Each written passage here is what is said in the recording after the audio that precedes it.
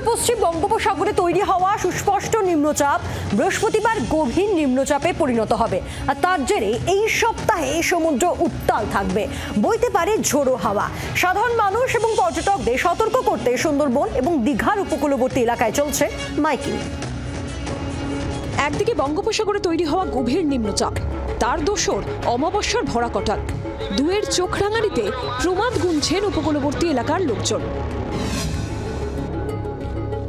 বঙ্গোপসাগরে তৈরি হওয়া নিম্নচাপ এগোচ্ছে স্থলভাগের দিকে। দক্ষিণ ২৪ পরগনা জেলায় ভারী থেকে অতি ভারী বৃষ্টির পূর্বাভাস রয়েছে। ঘন্টায় ৪০ থেকে ৫০ কিলোমিটার বেগে বইতে পারে ঝোড়ো হাওয়া। পরিস্থিতির কথা মাথায় রেখে সতর্ক প্রশাসন। আতঙ্কিত নয়, সতর্ক থাকুন। ঘূর্ণিঝড় ও নিম্নচাপের মোকাবিলায় এই ভাষাতেই প্রচার চালাচ্ছে ডায়মন্ড হারবার জেলা প্রশাসন।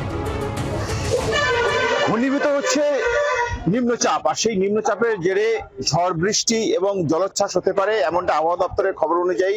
সতর্ক থাকার জন্য উপকূলবর্তী এলাকায় ইতিমধ্যেই অর্থাৎ আজ সকাল থেকে কিন্তু এভাবে মাইকিং চলছে। ডায়মন্ড হারবার যে ৯টি ব্লক আছে, সেই ৯টি ব্লকের বিভিন্ন প্রান্তে উপকূলবর্তী এলাকায় মানুষকে সতর্ক করতে এভাবে মাইকিং চালাচ্ছে ডিজাস্টার ম্যানেজমেন্টের কর্মীরা। আমরা জানি যে কাকদ্বীপ একটা ডিজাস্টার প্রোন সাব ডিভিশন, তো ফলে আমাদের একটু বাড়তি সতর্কতা থাকে। আমরা অলরেডি সমস্ত লাইন ডিপার্টমেন্টকে নিয়ে ইনক্লুডিং ইরিগেশন আমরা অলরেডি ডিটেলে মিটিং করেছি। তার মধ্যে ইম্পর্টেন্ট পয়েন্টগুলো বলা যেতে পারে, যেমন হচ্ছে যে কন্ট্রোল রুম, এসডিও অফিসে অ্যাকচুয়ালি এই ২৪ ঘন্টা কন্ট্রোল রুম খোলা আছে, ৮ ঘন্টা শিফটে, ৩টে শিফটে।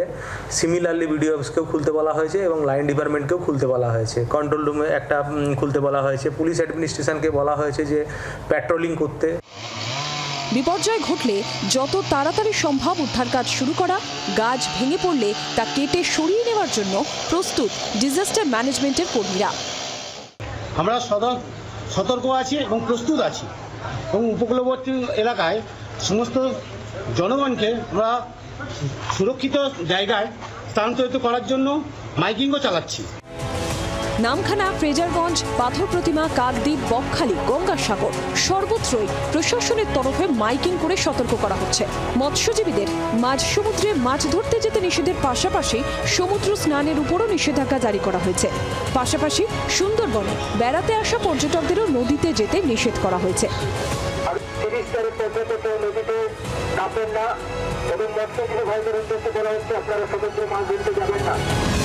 দীঘা ও মন্দারমণি সহ উপকূলে প্রতিকূল আবহাওয়ার কারণে প্রশাসনের তরফে মাইকিং করে সতর্কবার্তা জারি করা হয়েছে।